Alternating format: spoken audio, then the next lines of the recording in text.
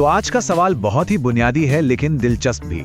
सवाल ये है कि जब हम कहते हैं कि कोई चीज जिंदा है तो इसका असल में मतलब क्या होता है।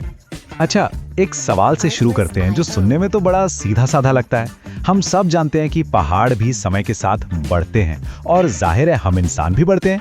तो फिर इन दोनों की ग्रोथ में फर्क क्या है? जवाब बहुत सिंपल है, पर इसमें गहराई भी है।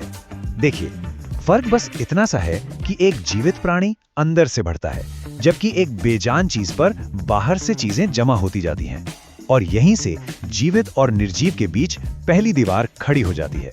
तो चलिए इसी पहेली को थोड़ा और सुलझाते हैं। हम उन आम बातों पर गौर करेंगे जिन्हें हम अक्सर जिंदगी की निशानी मान लेते हैं, और देखेंगे कि विज्ञान की नजर में वे क्यों काफी नहीं हैं। तो देखिए, पहला पॉइंट है ग्रोथ का। सजीव चीजों में जो ग्रोथ होती है वो अंदर से होती है।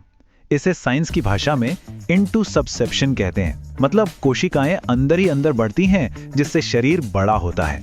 दूसरी तरफ पहाड़ जैसी बेजान चीजों पर तो बस धूल, मिट्टी, चट्टानें बाहर से जमा होती रहती हैं।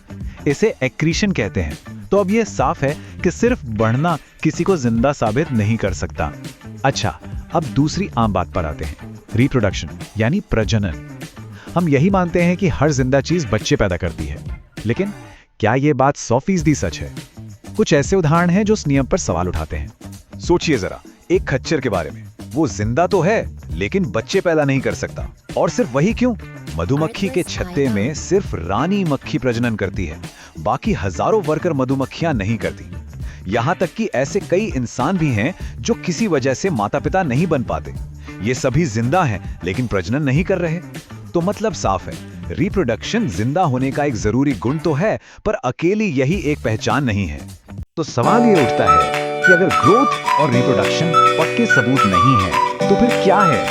चलिए अब उन 3 खासियतों की बात करते हैं जो बिना किसी अपवाद के